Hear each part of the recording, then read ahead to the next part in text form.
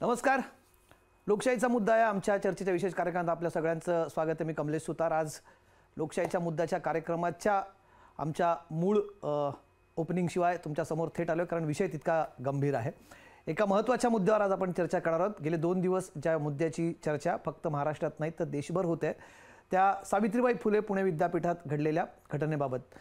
आतापर्यंत तुम्ही सगळ्यांनी वृत्तपत्रांमध्ये वृत्तवाहिन्यांवरती ही बातमी बघितली असेल. तिथे नक्की काय घडलं याची थोडक्यात सांगतो, पूर्ण उजळणी करत नाही. ललित कला केंद्राच्या काही विद्यार्थ्यांनी तिथे नाटकाचा एक प्रयोग करत होते. ज्या प्रयोगामध्ये जब वी मेट नावाचं हे नाटक होतं, ज्याच्यामध्ये हिंदू देवतांची विडंबना करण्यात आली असा आरोप करत अभाविपच्या काही विद्यार्थ्यांनी या नाटकाचा प्रयोग बंद पाडला. तिथे त्यांनी धुडगूस घातला आणि हा प्रयोग बंद पाडण्यास भाग पाडलं. याच्यानंतर पोलिसांनी दखल घेतली. या संदर्भात तिथले ललित कला केंद्राचे विभाग प्रमुख यांच्यासह इतर जणांवरती गुन्हे दाखल झाले. त्यांना अटकही करण्यात आली आणि शिवाय ज्या कार्यकर्त्यांनी गोंधळ घालून हा कार्यक्रम बंद पाडला त्या अभाविपाच्या कार्यकर्त्यांवर देखील गुन्हे दाखल करण्यात आले आहेत पुण्यातल्या चतुशृंगी पोलीस ठाण्यामध्ये. आता या नाटकामध्ये नक्की काय होतं त्यांचं म्हणणं, 2 बाजू तिथे आहेत ज्या आपण इथे मांडणं गरजेचं आहे. सगळ्यात पहिला, हिंदू देवदेवतांचा अपमान करण्यात आला. राम सीता अशी पात्र या नाटकामध्ये होती, ज्याच्यामध्ये काही आक्षेपार्ह हावभाव करताना, काही आक्षेपार्ह कृती करताना, आक्षेपार्ह भाषा वापरताना ही पात्र दाखवण्यात आली. त्यामुळे धार्मिक भावना दुखावल्या गेल्याचा आरोप करण्यात आला. तर दुसरीकडे हे नाटक पौराणिक पात्रांबद्दल किंवा देवदेवतांबद्दल नसून त्याच्याबद्दल मंचन केल्या जाणाऱ्या एका नाटकामध्ये भूमिका करणाऱ्या कलाकारांच्या अर्थात बॅकस्टेज मोमेंट्सबाबत हे नाटक होतं असं काही प्राध्यापकांनी आज लोकशाही मराठीशी बोलताना सांगितलं. जो काही मुद्दा असू देत, पण याच्यावरनं वाद नक्की झाला आणि त्याचे आज आपल्याला सगळीकडे त्याचे पडसाद उमटताना दिसतात. कला क्षेत्रातून त्याचे पडसाद येतात, शिवाय राजकीय क्षेत्रातून, सामाजिक क्षेत्रातून देखील पडसाद उमटतात. आपल्याला ही चर्चा आज करायची आहे की नक्की धार्मिक भावना दुखावणं म्हणजे नक्की काय, धार्मिक भावना या गोष्टींवर दुखावल्या जातात आणि दुसरं म्हणजे की ज्या गोष्टींमुळे भावना दुखावल्या जातात अशा गोष्टी करणं योग्य आहे का, या दोन्ही बाजूंवरती आज आपण चर्चा करणार आहोत. पण पहिल्यांदा मला हे सांगायचं आहे, महाराष्ट्राचा इतिहास किंवा देशाचा इतिहास बघायला गेलं तर कलाकारांवरती, कलाकृतींवरती अशा प्रकारे आक्षेप घेऊन त्यांना बंद पाडणे किंवा त्यांच्यावरती कारवाई करणे हा प्रकार काही महाराष्ट्राला नवीन नाही. अनेक वर्षांपासून ते होत आलेलं आहे. थोडक्यात एक उजळणी इथे करतो की याच्यापूर्वी काय काय झालं होतं. पण महाराष्ट्रामध्ये अशा घटना वारंवार आता जर होऊ लागल्या असतील तर त्याची कुठेतरी दोन्ही बाजूंनी, कलाकार म्हणून कलाकारांनी सुद्धा कुठे सेल्फ रिस्ट्रेंट ठेवायचा आहे का, किंवा दुसरीकडे एखाद्या गोष्टीमुळे खरंच धार्मिक भावना दुखावत आहेत का, या गोष्टींमुळे धार्मिक भावना सारखी मोठी गोष्ट त्या सहजासहजी दुखावतील असं म्हणून त्या गोष्टीला छोटं करणं हे योग्य आहे का, या दोन्ही बाजू आपण तपासण्यापासून सगळ्यात पहिले काय काय याच्यापूर्वी झालेलं आहे याची आपण एकदा उजळणी करूया. याच्यापूर्वी महाराष्ट्रात कुठे कुठे असे प्रकार झाले होते. जसं मी म्हटलं की महाराष्ट्राला हा प्रकार नवीन नाही आहे. याच्यापूर्वी आपण जर अगदी मागे गेलं तर सुमारे 5-6 दशकांपूर्वी घाशीराम कोतवाल नावाचं नाटक आलं होतं. त्याच्यावरती तेव्हा अनेकांनी आक्षेप घेतले होते. इतिहासाचं विडंबन करणारं, ऐतिहासिक पात्रांचे, ऐतिहासिक तथ्यांची तोडमोड करणारं हे नाटक याचा आरोप आणि ठपका त्याच्यावरती ठेवण्यात आला होता. आणि तेव्हाच्या शिवसेनेनं मनोहर जोशी यांच्या नेतृत्वाखाली मुंबईमध्ये घाशीराम कोतवालचे प्रयोग बंद पाडले होते. घाशीराम कोतवालचे पुढे अनेक कॉन्ट्रोवर्सीज झाल्या होत्या. त्याच्यामध्ये परत पुन्हा कधीतरी जाईन, त्यांना विदेशात जेव्हा जर्मनीमध्ये त्यांचा प्रयोग होता एका ग्लोबल थिएटर फेस्टिवलमध्ये, तेव्हा त्यांना जाण्यापासून रोखण्याचाही विचार होता. असे अनेक गोष्टी करत घाशीराम कोतवाल संबंधित आहे. पण तुर्तास त्या नाटकाचा प्रयोग बंद पाडण्यात आला 1972 साली. सुमारे असंच काहीतरी तेव्हा घडलं असेल. पुढे 1998 मध्ये मी नथुराम गोडसे बोलतोय, नाटकावरती बंदी आणली होती. अर्थात तेव्हा युतीचं सरकार महाराष्ट्रात होतं, पण एक नोटिफिकेशन काढून त्या नाटकावरती बंदी आणली गेली होती. नथुराम गोडसे ज्यांच्यावरती आरोप आहे महात्मा गांधींच्या हत्येचा, त्यांच्यावरती त्यांचं आत्मकथन सांगणारी ही नाटक होतं. आणि या नाटकात कुठेतरी नथुराम गोडसेंचं उदात्तीकरण केलं जातं असा अनेकांचा आक्षेप होता आणि त्याला विरोध करत या नाटकाचे प्रयोग बंद पाडण्यात आले होते. अर्थात त्याला विरोध तेव्हा त्या नाटकाच्या समर्थनार्थ शिवसेना देखील उतरली होती. आम्ही नथुराम गोडसेचे प्रयोग लावू असं तेव्हा शिवसेनेच्या वतीनं सांगण्यात आलं होतं.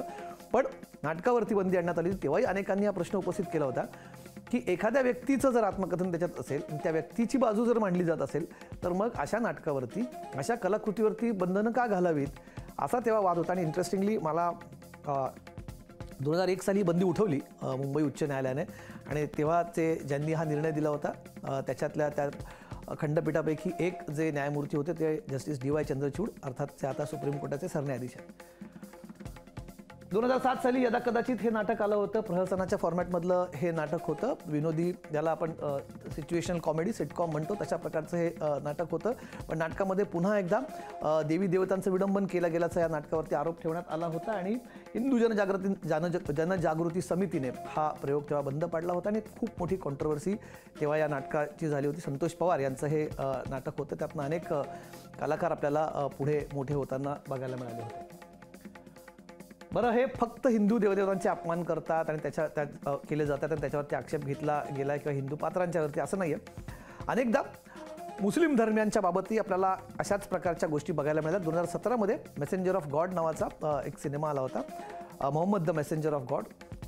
त्याच्याबाबत त्या फिल्मच्या वरती आक्षेप घेत मुंबईच्या बरेलवी रजा अकादमीनं माजिद इराणी दिग्दर्शक आहेत प्रसिद्ध, चिल्ड्रन ऑफ हेवन वगैरे सारखे सिनेमे त्यांचे प्रचंड गाजलेत आणि अत्यंत ग्लोबली अक्लेम्ड असे ते दिग्दर्शक आहेत. त्यांच्या विरुद्ध आणि AR रहमान यांच्या विरुद्ध तेव्हा या बरेलवी रजा अकादमीने फतवा काढला होता. नंतर पुन्हा थोडं मागे जातो. 1997 सालची गोष्ट आहे. नाना पाटेकरांचा गुलामे मुस्तफा नावाचा एक सिनेमा येणार होता. त्या सिनेमाचं नाव सुरुवातीला जेव्हा त्याची पोस्टर्स आली होती त्याचं नाव गुलामे मुस्तफा होतं. धार्मिक भावना दुखावल्या जात आहेत गुलामे मुस्तफा असं म्हणत त्याच्यातनं पुन्हा एकदा सिनेमाचं नाव बदलायला तेव्हा भाग पाडलं होतं. सिनेमाचं नाव गुलामे मुस्तफावरून फक्त मुस्तफा करण्यात आलं होतं. खरं तर लिस्ट मोठी आहे, पूर्ण लिस्टमध्ये मी जात नाही. अशी अनेक उदाहरणं आपल्याला बघायला मिळतील. आणि आताचा जो आहे पुण्यातल्या सावित्रीबाई फुले विद्यापीठात जो ललित कला केंद्राच्या नाटकाच्या प्रयोगादरम्यान राडा झाला हा आत्ताचा प्रसंग आहे. त्यामुळे मी लिस्ट खरं तर पूर्ण वाचत नाही, काय काय झालं याच्यामध्ये जात नाही. पण अशा अनेक घटना आहेत. सिनेमा नाटक कधी धार्मिक भावना दुखावल्या जातात, कधी सामाजिक भावना दुखावल्या जातात. काही सिनेमांमध्ये जर समलैंगिक संबंध दाखवले असेल तर त्याच्यावरती आक्षेप घेतले जात आहेत, कलाकारांवरती आक्षेप घेतले जात आहेत. एखाद्या सिनेमामध्ये एखाद्या नेत्याचं, एखाद्या राजकीय कार्यकर्त्याचं, राजकीय पक्षाचं पात्र चुकीच्या पद्धतीने किंवा आपल्याला न आवडणाऱ्या पद्धतीने रंगवलं जात असेल त्याच्यावर देखील आक्षेप घेतला जातो. तर अनेक गोष्टींमुळे भावना दुखावतात. या भावना खरं तर नक्की आता या भावनांचं डेफिनेशन कसं करायचं हे आपण कलाकारांशी बोलणार, कारण आजची चर्चा करण्यासाठी आपल्यासोबत कलाकारही असणार आहेत आणि कलेचे अभ्यासकही असणार आहेत आणि सोबतच या आंदोलनाशी संबंधित कार्यकर्त्यांना देखील आपण या चर्चेमध्ये आमंत्रित केलं आहे. कला, धर्म आणि सहिष्णुता. कलेबाबत आपण असहिष्णू आहोत का? कलेबाबत सेन्सॉरशिप अति असावी असं आपल्याला वाटतं का? किंवा गेल्या काही दिवसांमध्ये बदललेल्या राजकीय वातावरणामुळे ही असहिष्णुता जास्त वाढत चालली आहे का? वारंवार अशा प्रयोगांना किंवा अशा कलाकृतींना आक्षेप घेतला जातो का? किंबहुना अजून ऑन द कॉन्ट्ररी असंही म्हणता येईल की अशा कलाकृतींच्या वेळेस कलाकारांनी देखील संयम बाळगणं किंवा या गोष्टी बघणं गरजेचं आहे का, की आपल्या कलाकृतीतून कोणाच्या भावना दुखावल्या जात नाहीत. या दोन्ही बाजूंची आज आपण चर्चा करणार आहोत आणि ही चर्चा करण्यासाठी आपल्यासोबत काही विशेष पाहुणे असणार. पण तत्पूर्वी एक पोल आम्ही टाकला आहे. या पोलवर तुम्ही व्यक्त व्हावं, तुमच्या भावना व्यक्त तुम्ही कराव्या. कलेवर अशा प्रकारची सेन्सॉरशिप तुम्हाला योग्य वाटते का? अशा प्रकारची म्हणजे जी एक्स्ट्रा कॉन्स्टिट्यूशन अनेकांनी तिथे आपल्याकडे खरं तर एक सेट सिस्टम आहे कलाकृतीसाठी, त्याच्यावरती असा आक्षेप घेणं तुम्हाला योग्य वाटतं का? होय किंवा नाही तुम्ही आपली मतं व्यक्त करू शकता. जे प्रेक्षक ही यूट्यूबवर चर्चा बघता, यूट्यूबच्या आमच्या कम्युनिटीमध्ये तुम्ही पोलवर जाऊन आपली मतं व्यक्त करू शकता. छोटासा ब्रेक घेतो कारण चर्चेमध्ये खूप महत्त्वाचे पाहुणे असणार आहेत. आपल्यासोबत अभिनेते किरण माने, आरोह वेलणकर आपल्यासोबत असणारे, दीपक राजाध्यक्ष आणि पुण्यातून ABVPचे प्रतिनिधी देखील आपल्यासोबत असणार आहे. कुठे जाऊ नका, छोटासा ब्रेक घेतोय. ब्रेक नंतर अखंड चर्चा अशी आपण सुरू करणार आहोत. नॉनस्टॉप चर्चा असणार आहे. कुठे जाऊ नका, बघत राहा. लोकशाहीचा मुद्दा आज चर्चा करतोय कला, धर्म आणि सहिष्णुता याबद्दल.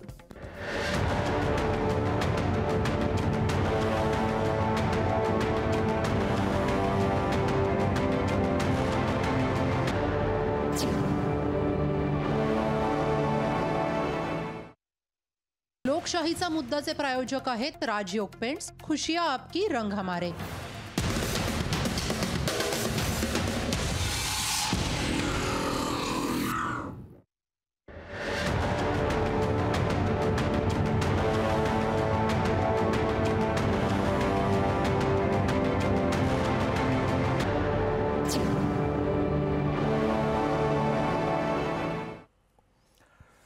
ब्रेक नंतर स्वागत आहे. चर्चा करतोय पुण्यात घडलेल्या सावित्रीबाई फुले पुणे विद्यापीठात घडलेल्या नाटकाला ज्या प्रकारे आक्षेप घेण्यात आला त्याच्यावरती आपण आज चर्चा करतोय. कला, सहिष्णुता आणि धर्म या मुद्द्यावरती आपण चर्चा करतोय. आपल्यासोबत ही चर्चा करण्यासाठी अभिनेते आणि नुकतेच शिवसेना उद्धव बाळासाहेब ठाकरे पक्षात सामील झालेले अभिनेते किरण माने आपल्यासोबत आहेत. अभिनेते आरोह वेलणकर सुद्धा आपल्यासोबत या चर्चेमध्ये आहेत. इतिहास अभ्यासक डॉक्टर दीपक राजाध्यक्ष जे स्वतः कलाक्षेत्राशी सुद्धा संबंधित आहेत आणि अनिल ठोंबरे अभाविपचे जे या आंदोलनामध्ये सहभागी होते त्यांच्याशी आपण चर्चा करत. सगळ्यात पहिले मला एक विनंती सगळ्या पॅनलिस्टला करायची. आपल्याला चर्चा करायची, जसं मी सुरुवातीला माझं मत मांडताना सांगितलं आहे. ही चर्चा करत असताना आपल्याला इथे वाद घालायचा नाही आहे, एक साधक बाधक चर्चा व्हावी अशी माझी अपेक्षा आहे.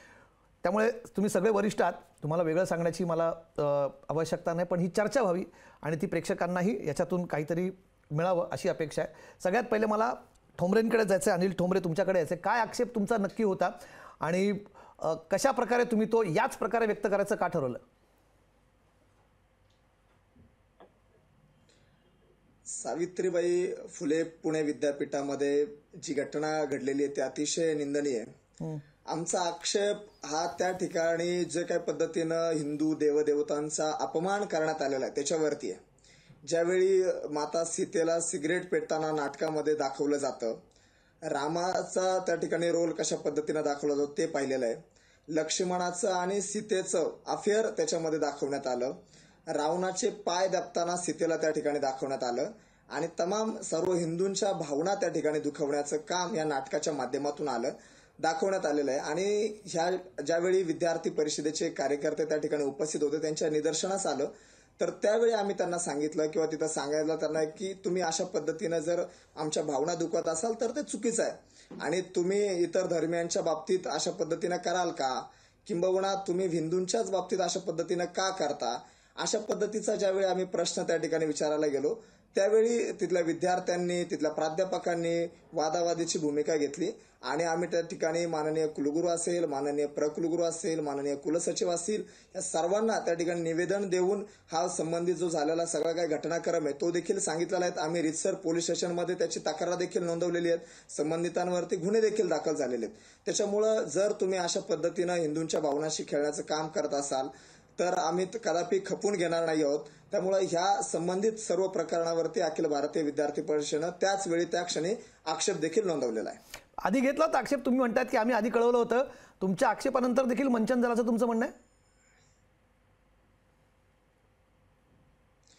आधी याच्यापूर्वी जवळपास 6 महिन्यापासून या नाटकाबद्दल माझं म्हणणं आहे, हा प्रकार तुम्ही जो केला ती कल्पना नाही, याच्यापूर्वी आम्ही आक्षेप घेतलेला नव्हता, त्याची आम्हाला कल्पना देखील नव्हती. परंतु ज्यावेळी ते नाटकाचं सादरीकरण केलं त्यावेळी आम्हाला लक्षात आलं की अशा पद्धतीने त्या ठिकाणी नाटक होते आणि त्यावेळी जे विद्यार्थी कार्यकर्ते त्या ठिकाणी उपस्थित होते, विद्यापीठातील विद्यार्थी परिषदेचे कार्यकर्ते उपस्थित होते, त्या कार्यकर्त्यांनी त्या ठिकाणी आक्षेप घेतला. म्हणजे तुम्ही थेट तिथे आक्षेप घेतला. मला किरण माने तुमच्याकडे यायचं आहे. खूप धार्मिक भावना पटकन दुखावल्या जातात. बरं, एक काय ना, मला एक विचारायचं आहे, म्हणजे मला एक त्रयस्थ म्हणून इथे जेव्हा मी ही चर्चा कंडक्ट करतोय, देशातलं एकंदरीत वातावरण बघता ही कलाकारांची पण जबाबदारी आहे की आपल्या कृती, म्हणजे मी जी आज प्राध्यापकांची बाजू आम्ही ऐकली, प्राध्यापकांचं म्हणणं होतं की याच्यामध्ये देवदेवतांची पात्र नव्हती तर देवदेवतांची भूमिका करणारी पात्र याच्यामध्ये होती आणि त्यांच्याबद्दलचं हे नाटक होतं. पण तरीसुद्धा एकंदरीत देशातलं सध्याचं वातावरण बघता असं करणं टाळता आलं असतं? देशातलं वातावरण बघता हा वाक्प्रचार मला काही बरा वाटत नाही. आपल्या देशातलं वातावरण कायम चांगलंच राहिलेलं आहे. आता अनिल ठोंबरे हा माझा मित्र जे बोलला त्याच्या भावनांविषयी मला पूर्णपणे आदर आहे. मी स्वतः हिंदू आहे आणि राम हा आपल्या जगण्याचा एक अविभाज्य भाग आहे आणि तो आपला बहुजनांचा एक आदर्श पुरुषोत्तम आहे, मर्यादा पुरुषोत्तम आहे. याविषयी दुमतच नाही आणि हे माझं आत्ता मत नाही. मी 2 वर्षापूर्वीचं माझं एक व्याख्यान अजूनही फेसबुकवर किंवा इतर गोष्टी या विषयावर मी बोललेलं व्याख्यान आहे. तर मीही राम या आपल्या बहुजनांच्या मर्यादा पुरुषोत्तमाचा तेवढाच आदर करतो. फक्त एक हे आहे की अनिल आणि त्यांच्या कार्यकर्त्यांनी जर आधी तक्रार केली असती आणि तरीही जर प्रयोग केला असता तर त्यांचं म्हणणं रास्त आहे असं मी म्हटलं असतं. दुसरं, जेव्हा त्यांनी ते नाटक बघितलं त्यानंतर त्यांच्याकडे एक संवैधानिक मार्ग असा होता की त्यांनी त्यांच्यावर केस करायची सरळ की आमच्या भावना दुखावलेल्या आहेत, हे असं दाखवलेलं आहे. हा एक संवैधानिक मार्ग.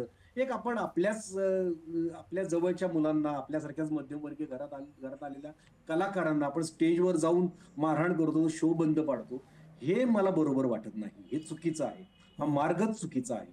आणि आपल्या देशातलं वातावरण कसंही असू द्या ते त्या वातावरणाला घाबरायचं कोणीही कारण नाहीये. वातावरण चांगलंच आहे, संविधानाचंच वातावरण आहे अजूनही, संविधानाचंच राज्य आहे अजूनही.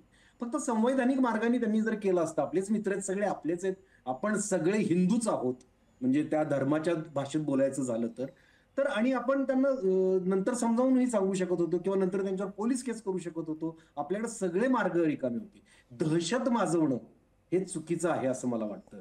आणि त्यातली जी पात्र होती म्हणजे नाटकात, मग ते टेक्निकल गोष्टी खूप आहेत की ते देवच बोलत होते का देवाचं काम करणारी पात्र बोलत होती, तर मग त्यात मग खूप गोष्टी आहेत. तर त्याच्यावर आपण आता पुढे जी चर्चा पुढे जाईल त्याच्यावर सविस्तर बोलूया. पण मला असं वाटतंय की एक संवैधानिक मार्ग त्यांच्याकडे असतानाही त्यांनी स्टेजवर जाऊन मग ते धक्काबुक्की करणं आणि शो बंद पाडणं हे चुकीचं केलं असं मला वाटतं. ठीक आहे, संविधानिक मार्ग उपलब्ध होता. आरव वेलणकर, कलाकार म्हणून मला तुमच्याकडनं प्रतिक्रिया जाणून घ्यायची आहे. कलेला म्हणजे त्यांचं कलाकार म्हणून ते मांडतायत त्यांची भूमिका. बरे का पहिल्यांदा झालं नाही, आपल्याकडे वस्त्रारण नावाचं एक खूप गाजलेलं नाटक झालं आहे, त्याच्यामध्ये अशाच प्रकारचं आपल्याला साधारणपणे थीम होती की ज्या प्रकारे दशावतारी नाटकं होतात त्यातली पात्र तिथे बोलत आहेत, त्यांच्याही तोंडात कोकणातल्या मालवणी भाषेतल्या ज्या तिथल्या वापरलेल्या रोजच्या जीवनातल्या त्यांची ती भाषा तिथे होती. तेव्हा मात्र आपण त्यालाही तेव्हा विरोध झाला असेल अर्थात, पण मग कलाकारांनी तिथे भूमिका आपली मांडतात, आपली कला सादर करतायत, त्याला आक्षेप तुम्ही नोंदवला असता आधी तर ठीक झालं असतं. पण एकंदरीत त्यांच्याआधी दहशत निर्माण करणं आरोह कलाकार म्हणून योग्य वाटतं? दहशतीचं माहिती नाही मला तुम्ही आता मला सांगितलं दशावतारीच्या एक्झाम्पल वरती हे बोलावं असं वाटेल की चेष्टा मस्करी करणं, शिव्या देणं आणि जाणून बुजून नसला तरी सुद्धा अपमान करणं याच्यात जमीन अस्मानाचा फरक आहे. आणि तुम्ही जे कमलेची जी उदाहरणं दिली याच्या आधी, ओके, तर आपल्याकडे ह्या गोष्टी काही नवीन नाहीत हे मला अगदी मान्य आहे. पण आपल्या लोकांना चेष्टा मस्करीही कळते, आपल्या लोकांना इन गुड फेथ कलाकृतींमध्ये शिव्या दिलेल्या हे ऍक्सेप्ट होतात. ह्याची काउंटलेस उदाहरणं कलेच्या क्षेत्रामध्ये देता येऊ शकतात. मग त्यामुळे हा काही मला मुद्दा वाटत नाही. आणि पूर्वी ह्या डिबेटमध्ये कलाकार म्हणून मला असं वाटतं की अभिव्यक्ती स्वातंत्र्य हे जपलंच पाहिजे, त्यात काही वादच नाही, पण त्याला एक जबाबदारीची झालर असली पाहिजे. It should be responsible. तुमचं अभिव्यक्ती स्वातंत्र्य हे कोणाच्या तरी दुसऱ्याच्या भावनांशी किंवा कुठल्या तरी दुसऱ्या माणसाच्या अस्तित्वाशी किंवा त्याच्या मी म्हणेन की अगदी कोरशी जर हॅम्पर करत असेल तर ते अभिव्यक्ती स्वातंत्र्य मला पर्सनली वाटतं की त्याला एक जबाबदारी असली पाहिजे. सो तुम्ही व्यक्त होताना आम्ही पण सगळे आता पॅनलिस्ट किरण जे असतील, दीपक सर असतील किंवा अभाविपचा आपला मित्र असेल, सगळ्यांनी नाटकं बघितली आहेत. मी स्वतः प्रायोगिक नाटकं करूनच इंडस्ट्रीत अगदी म्हणजे मी खूप लोकांबरोबर कामं केली, सगळ्यांनीच केली आहेत. त्यामुळे चेष्टा मस्करी, शिवी आणि अपमान याच्यात जमीन अस्मानाचा फरक आहे. हा कलाकार म्हणून ओळखला पाहिजे आणि आपण व्यक्त होत असताना थोडी जबाबदारी आपण बाळगली पाहिजे. म्हणजे अनफॉर्च्युनेटली किंवा फॉर्च्युनेटली, म्हणजे हा खूप उदात्त विचार होईल की आपल्याकडे सेन्सॉरशिपची गरजच नाही वगैरे, असं प्रॅक्टिकली शक्य नाही आपल्या देशामध्ये. आणि हे मी आत्ताच नाही म्हणत आहे, मला अजिबातच असं वाटत नाही की देशात काहीतरी खूप बदललंय वगैरे वातावरण. हे पहिल्यापासून आपल्याकडे अशा प्रकारचे तुम्हीच उदाहरणं दिली तेव्हा काही हे सरकार नव्हतं, बाकीचे गव्हर्नमेंट्सच होते. त्यामुळे प्रत्येकाचा एक आपापला एक हे असतो. पण मला काही त्यामुळे मला असं वाटतं की मी जे म्हटलं तसं की चेष्टा मस्करी ही हँडल करता येते, लोकांना अपमान सहन होत नाही. त्यामुळे आपण कलाकृती सादर करताना किंवा व्यक्त होताना आपण नेहमी जबाबदारीने व्यक्त झालं पाहिजे. आणि ह्या पर्टिक्युलर केसमध्ये ते पण आहे, तुम्ही जे म्हणालात की तुम्ही 2 उदाहरणं दिली, पण युनिव्हर्सल जर एखादी कलाकृती असेल ना, म्हणजे विनोदाच्या बाबतीत तर स्पेसिफिकली मला असं वाटतं की जर विनोद खरंच चांगला असेल आणि जो सगळ्यांना भावणारा असेल तर त्याला धर्माची काही हे नसते. म्हणजे मला याच नाटकाच्या एक्झाम्पल मध्ये म्हणायचं की ज्या 2 पात्रांवर नाही आक्षेप घेतले जात आहेत तिकडे दुसऱ्या धर्माचे कोणीतरी तुम्ही बघा ना टाकून, तेवढाच अपमान वाटेल कोणालाही. त्यामुळे हे परत तेच की मी म्हणलं तसं अपमान होता कामा नये आपल्यामुळे कोणाचा, आणि भावना दुखावल्या जाणारच, त्यात काही वाद. कलेला खूप महत्वाचं एक वाक्य इथे आरोहने वापरले की अभिव्यक्ती स्वातंत्र्य आहे दीपकजी, पण त्याला एक जबाबदारीची झालर आहे, कलाकारांनी ती पाळायला हवी. ती पुसटची रेषा आहे खरं तर. ती पुसटची रेषा जेव्हा क्रॉस होते त्याचं जेव्हा तुम्ही कुठेतरी ती लाईन क्रॉस करता तेव्हा प्रॉब्लेम होतो. कलाकार असो किंवा मग इतर कोणी असो, तुमची कलाकृती कुठली असो. कारण जगात असं झालं आरोह, मी मगाशी ती 2 उदाहरणं त्याच्या व्यतिरिक्त सुद्धा शार्ली हेब्दोचा प्रकार आपल्याला माहिती आहे. अनेक म्हणजे प्रत्येक धर्माची आहेत अशी अनेक उदाहरणं देता येईल खरं तर. पण कलेला सुद्धा बाउंड्रीज आहेत किंवा असाव्यात? दीपक राजाध्यक्षजी. सर्वप्रथम कमलेशजी, तुमचं आणि तुमच्या सगळ्या लोकशाही वाहिनीच्या सगळ्या साथीदारांचं हार्दिक अभिनंदन. अभिव्यक्तीबद्दल बोलताना आधी सर्वप्रथम तुमचं अभिनंदन अशासाठी की अचानक लोकशाही मराठी वाहिनीवर जे 2 वेळा बंदीच्या सूचना आल्या आणि न्यायालयीन लढाईत तुम्ही सगळे जिंकलात. अभिव्यक्तीची चर्चा करताना तुमच्या या अभिव्यक्ती जपण्याबद्दल आधी सर्वप्रथम तुमचं हार्दिक अभिनंदन. धन्यवाद. दुसरं म्हणजे सावित्रीबाई फुले पुणे विद्यापीठाच्या ललित कला केंद्रात जो हल्ला झाला, भ्याड हल्ला झाला असं मी म्हणतो त्याला, आणि कुठचेही हिंसक हल्ले हे भ्याड असतात, ते कोणीही कोणावर आणि कुठच्याही कारणासाठी केलेले असले तरी. तर त्याच्या आगेमागेच घडलेली घटना ती म्हणजे भाजपच्या एका आमदाराने पोलीस स्टेशनमध्ये मुख्यमंत्री एकनाथ शिंदे यांच्या शिवसेने पक्षाच्या एका पदाधिकाऱ्यावर केलेला गोळीबार, 6 गोळ्या झाडल्या आणि ते पदाधिकारी अजूनही गंभीर आहेत असं कळतं मला. अगदी लेटेस्ट बातमी त्याची माहीत नाही. तर अशा दृष्टीचं वातावरण आपल्या देशात, आपल्या राज्यात, म्हणजे रामराज्य आलंच जणू काही, आणि आता आपला सगळा समाज आणि आपला देश अत्यंत आदर्श मूल्यांवरती चालेल असं एक वातावरण 22 जानेवारी पासून एक राष्ट्रवादाची झूल राम मंदिराच्या निमित्ताने जी पसरवली जाते, आणि ती खोटी झूल आहे राष्ट्रवादाची, आणि ती नेहमी राष्ट्रवादाची झूल ही खोटीच आहे हे इतिहास सातत्याने आपल्याला सांगत आलेला आहे. तर या झूल ही पांघरल्यानंतर आम्ही म्हणू तीच जबाबदारी, आम्ही म्हणू तीच जबाबदारीची लाईन, अशा पद्धतीचा एक दहशतवादी विचार अगदी विद्यापीठांपर्यंत, महाविद्यालयांपर्यंत, सांस्कृतिक महाविद्यालयांच्या सांस्कृतिक म्हणजे नाट्य विभागांपर्यंत किंवा इतर कुठच्याही विभागांपर्यंत प्रत्यक्ष अप्रत्यक्ष तो पोहोचवला जातो आहे. माणसं पेरलेली असतात किंवा त्यांना कुठून तरी टीप मिळते आणि ते येतात आणि अशा पद्धतीचे हल्ले करतात. हे दुर्दैवी आहे. मुख्यतः ललित कला केंद्रामध्ये ज्या संहितेवरून आणि ज्या नाटकाच्या प्रयोगावरून हे सगळं घडलं, तर त्याला मुळात ती परीक्षा होती आणि त्याचे विभाग प्रमुख आणि त्यांच्या बरोबरीने असलेले परीक्षक हे तिकडे शिकवतायत. अनेक पिढ्या त्यांनी घडवलेल्या आहेत आणि त्यातून अनेक लेखक, दिग्दर्शक, कलावंत आणि तंत्रज्ञ हे आज मराठी आणि हिंदी मनोरंजनाच्या क्षेत्रात खूप उत्तम काम करतात, दर्जेदार काम करतायत. आणि हे काम करण्याची पार्श्वभूमी अशी की ते घडण्याचा जो भाग होता तो ललित कला केंद्रामध्ये घडलाय.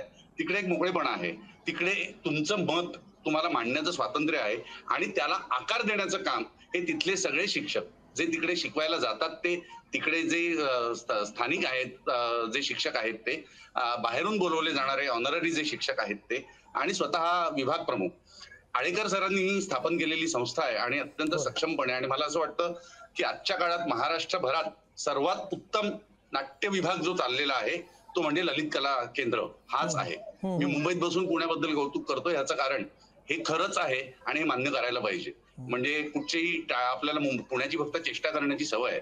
दुसरं असं की आपण एकूण इतिहासात बघितलं की लोकमान्य टिळक, महात्मा गांधी यांना सर्वाधिक विरोध कुठून झाला आहे तर तो पुण्यातनं झालाय. दुर्दैवाने पुण्यात अशा पद्धतीची ही मानसिकता आहे. ती कुठच्याही राज्यात आणि कुठच्याही शहरात आणि गावात असू शकते, पण मुख्यतः पुण्यातनंच ते फार मोठ्या प्रमाणात आपल्याला दिसून येतो की त्या 2 महनीय व्यक्तींना सुद्धा झालेला विरोध आहे. सगळ्यात महत्वाचं असं आहे की सेन्सॉर बोर्ड नावाची जी संस्था आहे ती फार कमी राज्यांमध्ये आहे भारतामध्ये, आणि त्यात अत्यंत कमी राज्यांमध्ये महाराष्ट्र आहे. डॉक्टर श्रीराम लागू यांनी फार पूर्वीच असं विधान केलेलं होतं की सेन्सॉर बोर्ड बंद करून टाकला पाहिजे. ह्याचं कारण त्यांनी एकूण सगळा इतिहास बघितला, वर्तमान बघितलं होतं त्यांच्या काळातलं, आणि त्या दृष्टिकोनातून त्यांनी असं ठरवलं होतं की हे लोकांना ठरवू द्या. पण लोकांना ठरवू द्या म्हणताना एकाच पक्षाची जी दहशतीची एक वागणूक आहे आणि आम्ही म्हणू तेच सत्य असं जर ते सांगणार असतील तर ती अत्यंत चुकीची आणि आक्षेपार्ह गोष्ट आहे. मुख्यतः ही संहिता पूर्ण प्रयोग होईपर्यंत बघितला असता आणि मग त्याची तक्रार केली असती तर न्यायालयीन लढाईला काही प्रश्न नव्हता. एक मला हा मुद्दा बरोबर दीपकजी आपल्याला हे सगळे मुद्दा पण घेऊया चर्चेत. अनिल, तुमच्याकडे पूर्ण नाटक बघितलं असतं, पूर्ण नाटक बघून घेतलं असतं, मग त्याचा आक्षेप नोंदवला असता, किंवा जसं तुम्ही मगाशी म्हटलात की आधी तुम्हाला याची कल्पना असते, आधी तुम्ही तक्रार नोंदवली असते की याचं हे नाटक होऊ नका देऊ?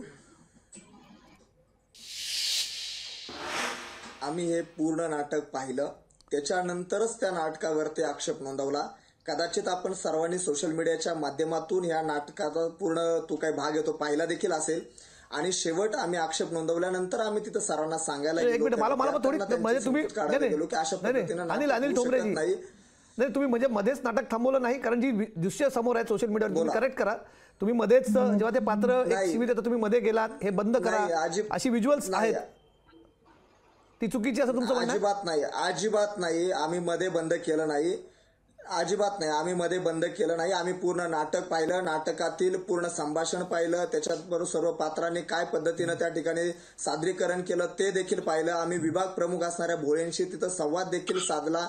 त्यानंतर आपण जर पाहिलं असेल की त्या ठिकाणी विद्यार्थी परिषदेचे काही मोजकेच विद्यार्थी होते आणि त्या ठिकाणी भोळे सरांनी मुद्दामून हॉस्टेलचे विद्यार्थी असतील, बाहेरील विद्यार्थी असतील किंवा ललित कला केंद्रातील सर्व प्राध्यापकांनी बाहेरचे विद्यार्थी त्या ठिकाणी बोलवले होते ते नाटक पाहण्यासाठी. आणि त्यांचा पूर्णपणे हेतूच हा होता की त्या ठिकाणी अशा पद्धतीनं नाटक दाखवायचं. कारण ज्यावेळी या विद्यार्थ्यांशी आम्ही चर्चा केली त्यावेळेस त्यांनी आम्हाला सांगितलं की भोळे सरांनी आमच्याकडून 6 महिन्यापासून अशा पद्धतीच्या नाटकाची प्रॅक्टिस करून घेतली. आम्हाला याची पूर्ण कल्पना देखील होती, परंतु अशा पद्धतीनं भावना दुखावल्या जातील आणि एवढं मोठं प्रकरण होईल असं आम्हाला कदापि माहिती नव्हतं. पण जे विभाग प्रमुख आहेत आणि काही प्राध्यापक आहेत ते जाणून बुजून वारंवार अशा पद्धतीनं हिंदूंचा, देवदेवतांचा अपमान करण्याचं काम करतात. ललित कलामध्ये ही पहिल्यांदा घडलेली घटना नाहीये, त्याच्यामुळं हा आक्षेप आम्ही त्या ठिकाणी नोंदवलेला आहे. आणि आम्ही संविधानिक मार्गानेच आक्षेप नोंदवला. आम्ही त्या ठिकाणी पोलीस तक्रार देखील दिलेली आहे, त्यांच्यावरती गुन्हे देखील दाखल झालेले आहेत. आणि ज्यावेळी या सगळ्या घटना घडत होत्या त्यावेळी तिथं असणाऱ्या त्या ठिकाणच्या हजारो विद्यार्थ्यांनी हे पाहिलेलं आहे की कशा पद्धतीनं हे नाटक केलं. तुम्हाला तिथं कोणी सांगू शकतं की विद्यार्थी परिषदेनं ते नाटक कधी बंद पाडलं? त्याच्यामुळे आम्ही सुरुवातीपासूनच या नाटकावरती आक्षेप घेण्याचं काम केलेलं नाहीये. नाटक पाहिल्यानंतर आम्ही आक्षेप घेतला आणि तुम्ही त्याच्यामध्ये पाहू शकता की कशा पद्धतीनं आम्ही त्यानंतर आक्षेप घेतलेला आहे. जी दृश्य समाज माध्यमावरती अगदी वेगळी दिसतात. आरोह वेलणकर आपल्यासोबत असेल तर त्यांच्याकडे हा मुद्दा मला घ्यायचा आहे. आरोह, पात्र नाटकातली नव्हती, पात्र ही कुठली देवी देवतांची नव्हती, तर एका नाटकाचं किंवा काय रामलीलेत काम करणाऱ्या ती पात्र आहेत, तेव्हा ती देवी देवतांचीच पात्र आहेत असा कुठेही दावा नाही केला. पात्र देवदेव आणि हा प्रश्न आरोहकडे अनिल मला बोलू दे. तर ना हा खूप अकॅडमिक मुद्दा आहे आणि ह्याच जी क्लिप सोशल मीडियावर फिरतीये त्याच्यावरच मी तुम्हाला काउंटर करतो आणि सांगतो की हे लॉजिक कसं चुकीचं आहे. जेव्हा सीतेच्या पात्र करणारा मुलगा सिगरेट शिवी देतो तेव्हा ज्या या कृत्याला डिफेंड करतात ते म्हणतात की अरे पण सीता सिगरेट पितच नव्हती आणि सीता शिवी देत नव्हती, तो पात्र करत होता. त्याच क्लिपमध्ये जेव्हा रामाचं पात्र करणारा मुलगा स्टेजवरनं पळून जातो तेव्हा हे लोक कोरसमध्ये राम भागा म्हणतात. आता रामाचं पात्र करणाऱ्या माणसाचं नाव समजा जर अमोल असेल तर त्यावेळेला जर तो पात्रच होतं ना, मग अमोल भागा का नाही केलं? आता हे मी कसं म्हणतोय माहितीये का, आम्ही सगळे नाटकाचे विद्यार्थी आहोत. सो आम्हाला सगळ्यांना माहितीये एक्सपेरिमेंटल नाटक हे कसं फंक्शन करतं, कसे त्याच्यात अंडरकरंट सोडले जातात वगैरे. तर सीतेचं पात्र करणारा व्यक्ती सिगरेट पिताना जर तो पात्र असेल तर रामाचं पात्र करणारा जेव्हा पळून जातो तेव्हा राम कसा पळून जातो कोरसमध्ये? सो हा अकॅडमिक मुद्दा आहे. त्यामुळे हे खूप सोयीने होतं. तो आपलं यांचं नाव मला लक्षात नाही, माझ्या आधी कोण बोलले, मलाही माहिती मिळाली, अनिल ठोंबरे, ते जे म्हणतात ते खरंय. मी ही या डिबेटवर याच्या आधी चौकशी केली. या नाटकाची प्रॅक्टिस अनेक दिवस चालू होती. आणि मग आता आरोह मध्ये आधी तुम्हाला माहिती होतं त्यांना, मग आधीच आक्षेप घ्यायला होता ना?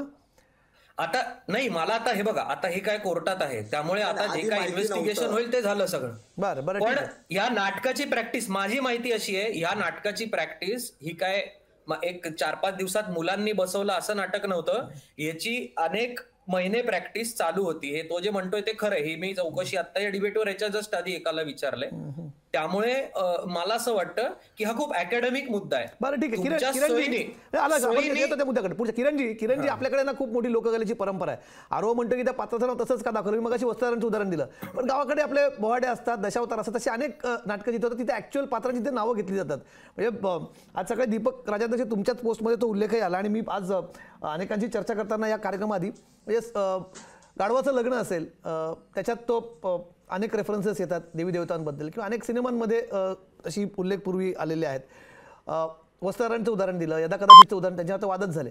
पण मग हे कुठेतरी ही, आता मला सहिष्णुता म्हटलं तर परत त्याच्यावर वेगळा अर्थ काढला जाईल, पण मग हा जो कलेबद्दलचं ॲप्रिसिएशन होतं किरण मानेजी, ते कमी होत चाललंय का?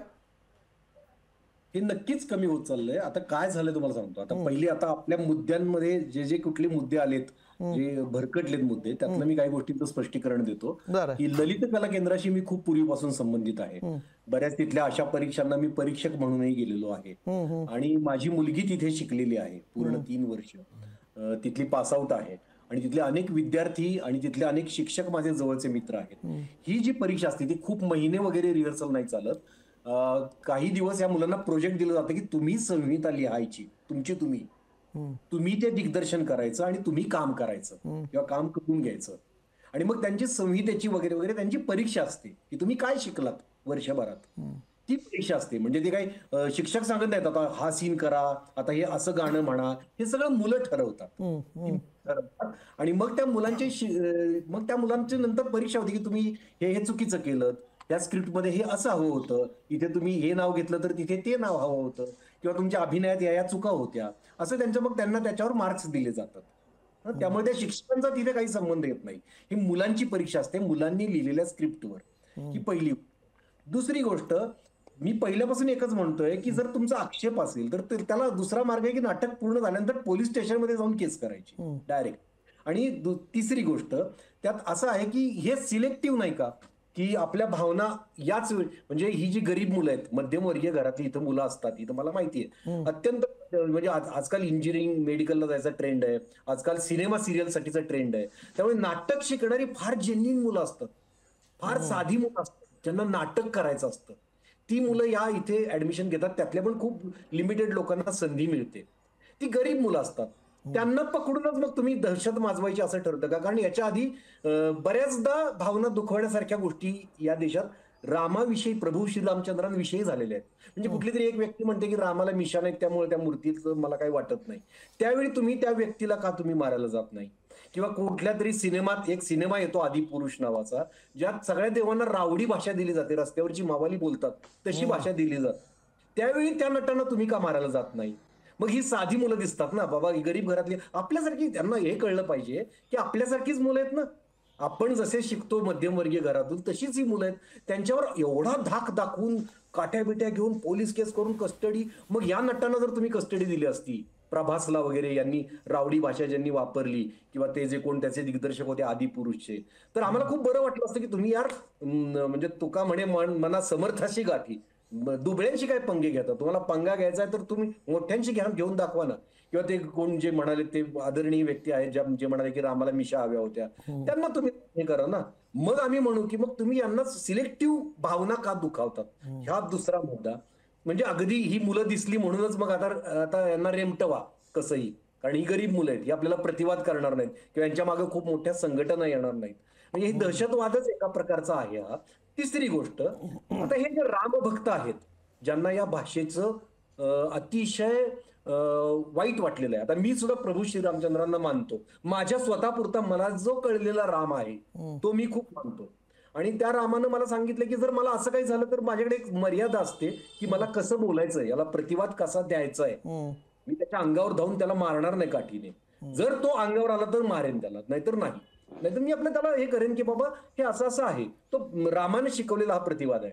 आता यातल्या काही सोशल मीडियावरच्या काही रामभक्तांच्या प्रतिक्रिया मी तुम्हाला वाचून दाखवतो की हे सगळे नाम आहेत असं एक रामभक्त म्हणतोय.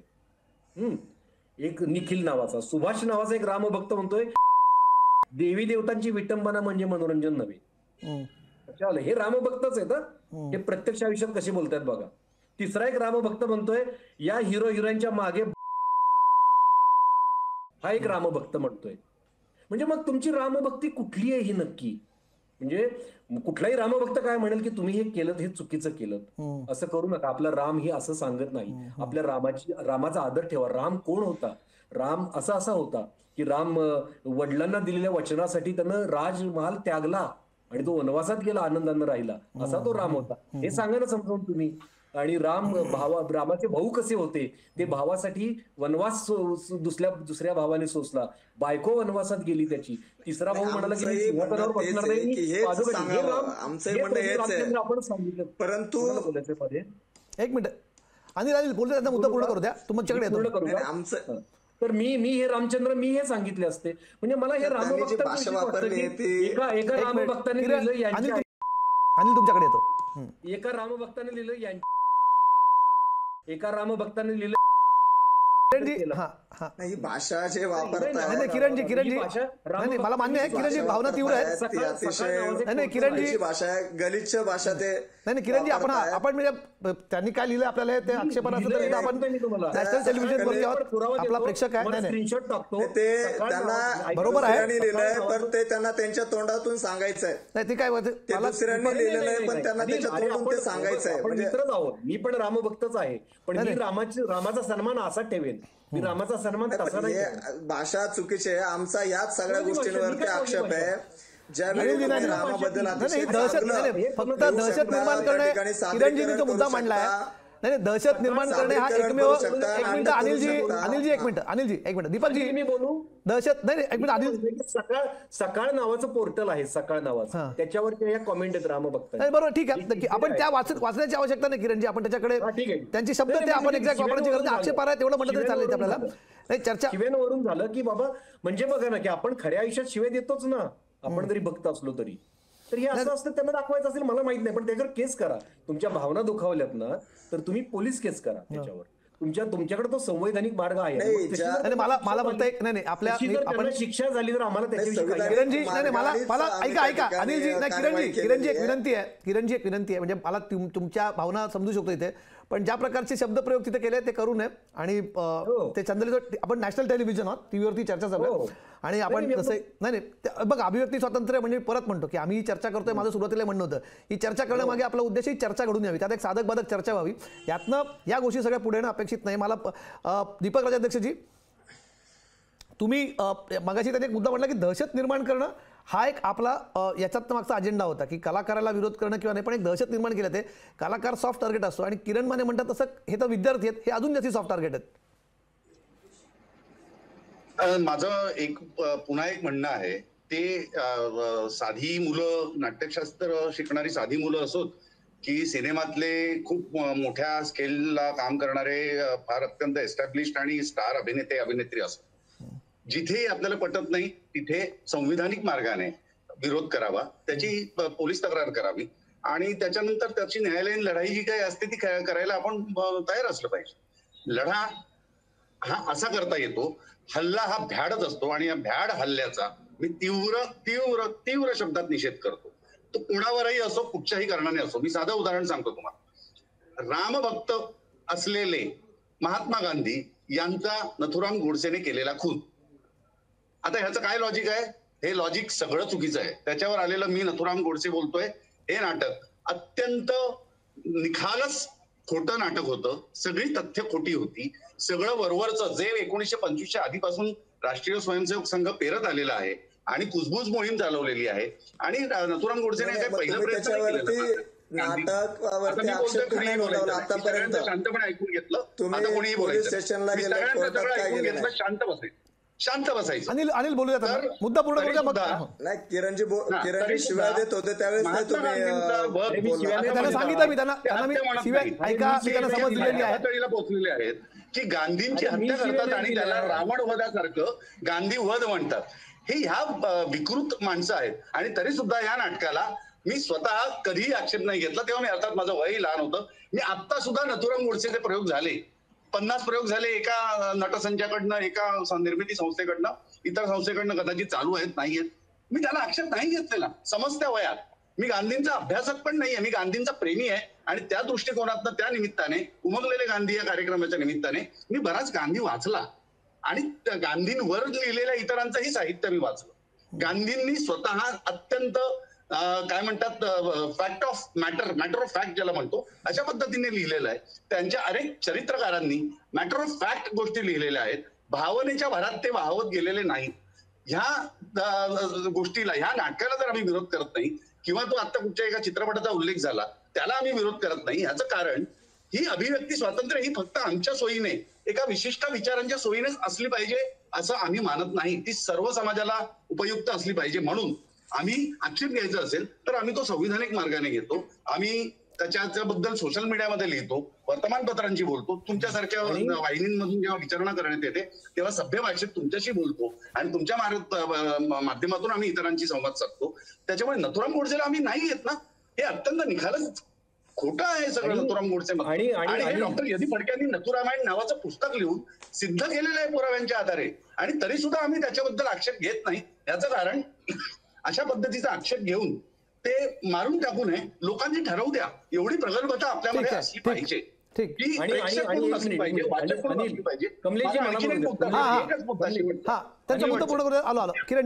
अनिल, मला एक सांगायचं आहे. हिंदू हा धर्म नव्हे, हिंदू ही जगण्याची पद्धत आहे. एक मिनिट, रामायण आणि महाभारत, हॅलो रामायण आणि महाभारत आपले धर्मग्रंथ नाहीत. ऐका दीपकजी चरित्र आहेत, हे आपले देव नाहीत असं माझं वैयक्तिक मत आहे. हे तुमचं वैयक्तिक मत असू शकेल. नाही, हे तुमचं वैयक्तिक दीपकजी वातावरण आहे हे तुमचं वैयक्तिक मत असू शकेल. आपला मुद्दा दुसरीकडचा, हे तुमचं वैयक्तिक मत असू शकेल. आपला मुद्दा इथे जर कोणाची ती श्रद्धा असेल, कोणाची आस्था असेल, त्याबद्दल त्यांना त्यांचं मत आहे, त्यांच्या आस्थेचं मत आहे, त्याबद्दल तुम्ही बोलूया नको. कमलेश, हा किरणजी बोला. मला एक मुद्दा क्लिअर करायचा आहे. अनिलचा मगाशी गैरसमज झाला. या ज्या शिव्या मी वाचल्या ना, त्या मला शिव्या दिलेल्या आहेत. मला शिव्या दिलेल्या आहेत.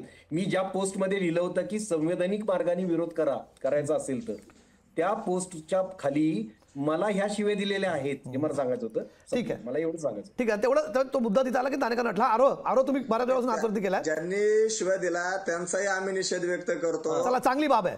धन्यवाद. आरो तुम्ही हातवरती करा. तुमचा मुद्दा तुम्ही बोलत होता मगाशी. तुम्हाला काहीतरी मगाशी रिबटल करायचं होतं. नाही, रिबटल म्हणजे किरणजी जे शिव्यांचंच म्हणत होते, मला म्हणायचं की शिव्या नॉर्मल आयुष्यात देतो हे कसं काय लॉजिक असू शकतं. कारण आपण देवघरासमोर किंवा आपल्या आई वडिलांना शिव्या नाही ना देत. काही लोकांच्या म्हणजे आता कसं, मी स्वतः नास्तिक असलो म्हणून मी माझ्यासारखं सगळ्यांनीच विचार करायला पाहिजे असं नसतं ना. लोकांच्या भावना असतात, ही प्रॅक्टिकल सिच्युएशन आहे. सेन्सर बोर्ड नसला पाहिजे वगैरे ह्या खूप, मी आयडियलिस्ट नाही, मी अतिशय प्रॅक्टिकल माणूस आहे. I am not an idealist. त्यामुळे सेन्सर बोर्ड नसला पाहिजे हे मला किती वाटत असलं तरी आज काय मी म्हणेन की अनेक मागचे 70 वर्षांपासून ते शक्य नाहीये, आणि पुढची 40-50 वर्ष तरी कमीत कमी शक्य नसणार आहे. कारण आजही आपल्या देशामध्ये आहेत काही सामाजिक इश्यूज जे नाही आपण हे करू शकत. त्यामुळे मला म्हणायचं की लेट अस बी प्रॅक्टिकल. मला एवढंच मुद्दा म्हणायचा आहे after listening to Deepak sir and Kiran Mane की we have to be practical. आपण जर एका सिस्टम मध्ये राहत असलो, जसं फॉर एक्झाम्पल अॅनालॉजी द्यायची झाली तर आज माझ्या घरात मी राहत असताना मला किती पटत नसल्या तरी फक्त माझ्या आजीला छान वाटेल म्हणून मी काही गोष्टी करतो माझ्या मनाविरुद्ध. त्यामुळे जर एक समाजात जर मी म्हणेन की असं काही लोक असतील, आपले भाऊ असतील, बहिणी असतील, आपल्याच ओळखीची लोक असतील ज्यांना काही गोष्टींचा त्रास होत असेल किंवा त्यांची भावना दुखावली जात असतील, त्यांच्या आस्थेला काही होत असेल, आणि हे आत्ता तयार झालं असं जरी आपण मानलं तरी सुद्धा मला वाटतं की ह्याच्यात काही चुकीचं नाहीये. आणि किरणजी मगाशी म्हणाले तसं आदिपुरुषच्या वेळेला पण ह्याच लोकांनी तितकाच स्ट्रॉंग विरोध, आणि याला मनोज मुंतशीर असेल किंवा आता ओम राऊत दिग्दर्शक आहेत, त्याला पण सिक्युरिटी वगैरे द्यावी लागली होती त्यावेळेला, मला आठवतंय. त्यामुळे ह्याच लोकांनी तेवढाच विरोध आदिपुरुषलाही केलाच होता. सो मला वाटत नाही की लोकांना माझं काय म्हणणं, कलाकार म्हणून तुम्ही सगळे ही एक्स्ट्रा नाही किरणजी ही तो मनोज मुंतशीरला झालेला विरोध असू देत किंवा जब वी मेट नाटकाला झालेला विरोध असू देत किंवा याआधी नथुराम गोडसेला झालेला विरोध असेल, मुळात ही एक्स्ट्रा कॉन्स्टिट्युशनल सेन्सॉरशिप कशाला हवी? नाही, पण एक्स्ट्रा कॉन्स्टिट्युशनल नाहीच आहे कमलेशजी. सेन्सर बोर्ड हा एक्स्ट्रा कॉन्स्टिट्युशनल नाहीच आहे. नाही, मी हे जी कलाकार संघटनाबद्दल बोलतोय बघा, संघटना राजकीय संघटना, सामाजिक संघटना विरोध करतात ना, धार्मिक संघटना की सेन्सॉरशिप जर आहे, ऐका ना किरणजी, एक्स्ट्रा कॉन्स्टिट्युशनल सेन्सॉर बोर्डाने नाटक बंद, घटनाबाह्य सेन्सॉरशिप म्हणजे तुमचं नाटकाचं सेन्सर बोर्ड आहे, तुमच्या सिनेमाचं सेन्सर बोर्ड आहे, संघटनांनी घेऊन हातात ताबा घेऊन त्यांना बंद पाडणं. मग अहो कमलेशजी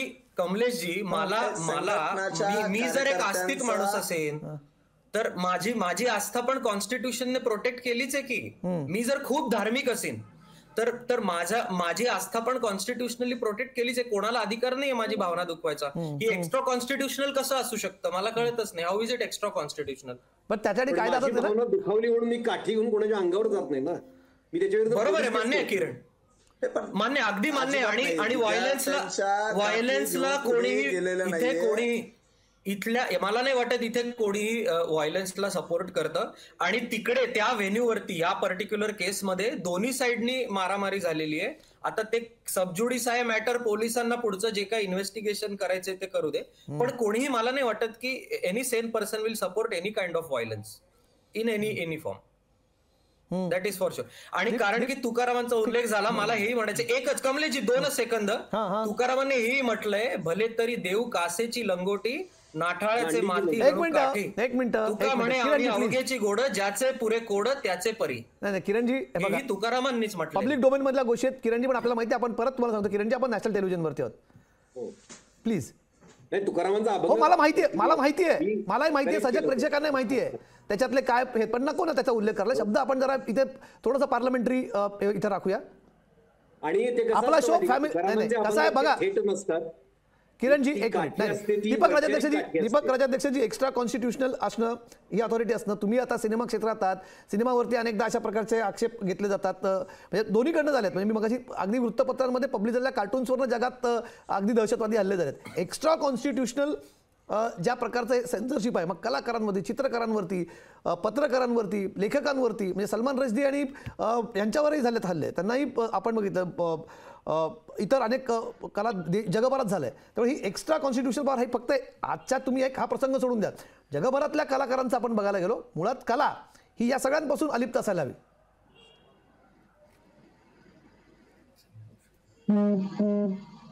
दीपक राजाध्यक्ष, तुमच्यासाठी प्रश्न. मी मगाशी जो उल्लेख केला की भारतामधल्या अत्यंत कमी राज्यांमध्ये नाटकासाठीचं सेन्सॉर बोर्ड आहे आणि त्यातलं महाराष्ट्र हे एक राज्य आहे. एकीकडे आपण म्हणतो अत्यंत प्रागतिक विचारांचं राज्य आहे, पण अलीकडे बिहारच्या पलीकडचा हिंसाचार आणि पोलीस स्टेशन मधला हिंसाचार आणि विद्यापीठीय ठिकाणी होणारा हिंसाचार हे पाहिलं तर आपण बिहारला हसू नये आणि आता बिहार झालेला आहे हे आधी मुळात मान्य करावं. दुसरं, अलीकडेच ज्ञानपीठ पुरस्कार विजेते डॉक्टर भालचंद्र नेमाडे यांनी एक केलेलं विधान फार महत्वाचं आहे की जगभरात साधारण 100च्या वर आणि अलीकडेच मला कळलेली माहिती साधारण 200च्या आसपास रामायणं लिहिलेली गेली आहेत आणि त्या प्रत्येक रामायणामध्ये पर्स्पेक्टिव्ह, प्रत्येक रामायण लिहिणाऱ्या व्यक्तीचा पर्स्पेक्टिव्ह हा वेगळा आहे. कुठे रावण आणि सीता हे बहीण भाऊ आहेत, कुठे अधिक काही वेगळी नाती आहेत. ऐका दीपकजी आपला आजचा मुद्दा, कारण हा खूप वेगळा विषय आहे, त्यातला खूप विचार मी एक्स्ट्रा कॉन्स्टिट्युशनल. मी सांगितलं त्यांना अनिलजी, मी सांगितलं. माझं एक शेवटचं वाक्य, नाटकातलं नाटक असा एक फॉर्म आहे, प्ले विदिन अ प्ले. त्याच्यामध्ये तीच कॅरेक्टर्स माणसं होतात आणि कधी तीच कॅरेक्टर्स होतात. आता ही लाईन फार थिन आहे, हे ज्याला नाटक नीट समजतं त्याला ते कळायला पाहिजे. आणि आपल्याकडे उत्सुक भावना आणि अस्मिता ह्या इतक्या दुखावल्या जातात आणि त्या व्हेंटिलेटरवर आहे की जसं आपण अत्यंत आपल्या काय म्हणतात दागदागिने, मौल्यवान दागदागिने, पैसे ठेवण्यासाठी बँकांमध्ये लॉकर्स घेतो, तसं हे ठेवण्यासाठी भावना आणि अस्मिता सुरक्षित ठेवण्यासाठी एक लॉकर घेऊन तिथे बंदिस्त ठेवायला हव्यात. इतकं त्याचं बोकाळलेलं रूप आता आपण पाहतो आहोत. काहीही कारण लागत नाही.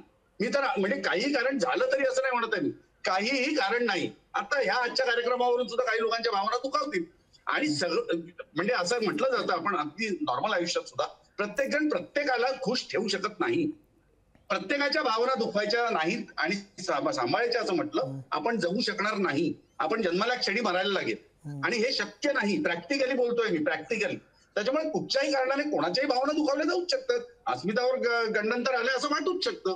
त्याच्यामुळे आपण त्याच्याकडे साधक बाधक दृष्टीने न्यूट्रली कला म्हणून पाहायला पाहिजे आणि त्याच्यावर हिंदू धर्माबद्दल, हिंदू देवदेवतांबद्दल कृत्य केलं तर इतर धर्मांबद्दल आपण कराल. कार्यकर्ते आहेत करून घेतले. 6 महिने जर ह्याची तालीम सुरू होती मग त्यांनी आधी का नाही तक्रार केली? माझा एवढाच प्रश्न आहे. 6 महिने जर त्यांना माहिती होतं तालीम सुरू आहे, त्यांनी आधी तक्रार का नाही केली? नाटक मध्ये थांबवल्याच्या क्लिप्स मध्ये क्लिअरली दिसतंय, त्याच्यात चर्चा झाली आहे आणि ह्यांनी हल्ला केल्यानंतर ह्यांची असुरक्षितता ही भावनिक आहे. उजव्यांची, अभाविपची, भाजपची, RSSची, VHPची यांची भावनिक असुरक्षितता आहे आणि त्याला विरोध करणाऱ्यांची असुरक्षितता ही जगण्याची आहे. त्याच्यामुळे तो पलटवार झालाय. ही हल्ला नव्हती ललित कला केंद्राची, त्याला माहितीही नव्हतं असा हल्ला होईल. माझा आता हल्ला नाही, पण त्यांना जर दिसतंय समोर की हे जर बाबा हे काहीतरी आपण म्हणूया, म्हणजे एक्झाम्पल द्यायचं झालं तर आपण खऱ्या आयुष्यात खूप काही गोष्टी अशा करतो, पण ती प्रत्येक गोष्ट आपण दाखवू शकत नाही. फॉर एक्झाम्पल आपण बाथरूम मध्ये कसे असतो हे आपण स्टेजवर किंवा सिनेमात अगदी पाहिजे तसं एकदम क्लिअरली दाखवू शकत नाही, कारण नाही दाखवू शकत आपण. हे फार सब्जेक्टिव्ह आहे, हे फार सब्जेक्टिव्ह आहे. एक्झॅक्टली दीपक सर बरोबर आहे, माझं तेच म्हणणं आहे, हे खूप सब्जेक्टिव्ह आहे. सब्जेक्टिव्ह गोष्टीला ऑब्जेक्टिव्ह करण्यासाठीच तर फॅकल्टी असते. आणि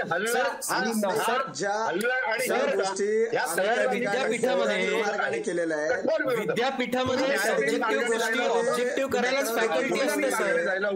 आणि जर तुम्हाला आधीपासून बरोबर तेच म्हणणं आहे. एका वेळेस आम्हाला आधीपासून माहिती नव्हतं. माझा आरोप आहे. आम्हाला ठीक आहे मला आपला वेळ संपत आला. मला शेवटचा याच्या आधी आम्हाला माहिती नव्हतं, याच्यापूर्वी आम्हाला माहिती नव्हतं. हे ज्यावेळी नाटक बसवलं गेलं तिथं त्या ठिकाणी सादरीकरण केलं, त्यावेळी आम्हाला लक्षात आलेलं की अशा पद्धतीने नाटक तुम्हाला असं वाटतं का जाता अनिलजी जातात, तुम्हाला असं वाटतं का की नाही बाबा अजून संविधानिक मार्गाने घटनात्मक मार्गाने याला प्रोटेस्ट करता आलं असतं, झाला तो प्रकार चुकीचा होता असं वाटतं का तुम्हाला? नाही, अजिबात नाही. आम्हाला अजिबात वाटत नाही की झालेला प्रकार चुकीचा होता. आम्ही संविधानिक मार्गानेच गेलेलो आहे. आम्ही पोलीस स्टेशनला त्या ठिकाणी FIR रजिस्टर केलेली आहे. आम्ही त्या ठिकाणी पोलिसांना कळवलेलं होतं, विद्यापीठाच्या कुलगुरूंना देखील आम्ही कळवलेलं होतं, कुलसचिवांना देखील कळवलेलं होतं. आणि मारहाण आम्ही अजिबात केली नाही. तिथे तुम्ही विद्यार्थी बसाल तर बघितलं असेल किंवा त्या ठिकाणचे प्राध्यापक बघितले असतील तर त्यांच्या हातामध्ये त्या काट्या होत्या. त्यांच्या नाटकातलेच ते सगळे विद्यार्थी होते. कलाकारांकडे काट्या होत्या, त्यांना त्यांनी आमंत्रित करून हे नाटक मुद्दामून बघायला बोलवलं होतं. अच्छा, ते कलाकारांकडे काठ्या होत्या आधीच.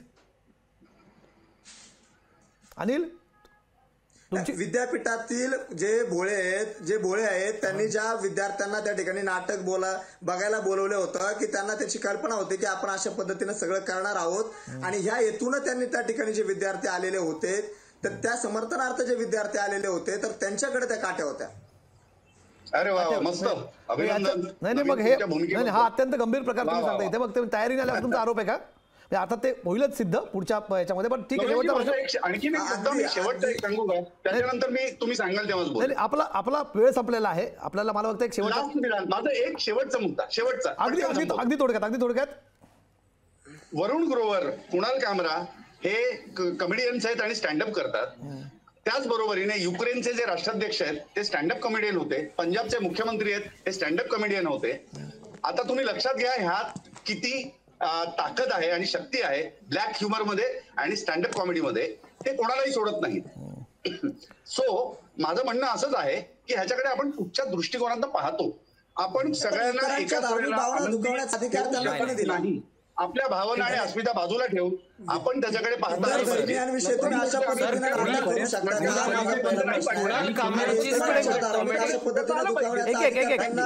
कोणी दिला, संविधानामध्ये लिमिटेशन देखील दिलेले आहेत. ठीक आहे अनिलजी, झाला मुद्दा झाला. किरण माने अनिलजी हा मुद्दा झाला करायला पाहिजे. अनिलजी, किरण माने थोडक्यात शेवटचा मुद्दा. हा, मला काय म्हणायचं आहे की आणि कला हा प्रांत असा आहे की ज्यात खूप गोष्टी सिम्बॉलिक असतात. म्हणजे कीचक वध हे नाटक जेव्हा केलं तेव्हा ते ब्रिटिश सरकारवर टीका करणं त्याचा उद्देश होता. असे खूप गोष्टी असतात. म्हणजे कोण भागा म्हटलं म्हणून लगेच त्याचे काहीतरी अर्थ असतात खूप वेगळे. म्हणजे तुकाराम महाराज जरी म्हटले की नाठाळाची काठी देऊ माथा, तर ती काठी विचारांची काठी असते, ती खरोखरची काठी नसते. मी त्याला विचारांनी अशी काठी हाणेन की त्याला चांदण्या डोळ्यापुढे चांदण्या दिसतील असं ते असतं. ती खरोखरची काठी नसते. ते कला आहे, ती कविता आहे. तर तुकारामांना अभिजात कवी म्हणतात, ते त्यासाठी म्हणतात. ते काही इतकं थेट नाहीत लिहिणार, ते लगेच काठी घेऊन कोणाच्या अंगावर गेले नव्हते. अशा गोष्टी आहेत. त्यामुळे कला ही खूप समजून घेण्याची गोष्ट आहे. खूप गोष्टी त्यातल्या संवाद थेट घ्यायचे नसतात त्यातले. त्यातून खूप गोष्टी त्यांना सांगायच्या असतात. अध्यारोच असतो, अंडर करंट असतो त्यात बराच असो, पण ते खूप वेगळं आहे. पण काय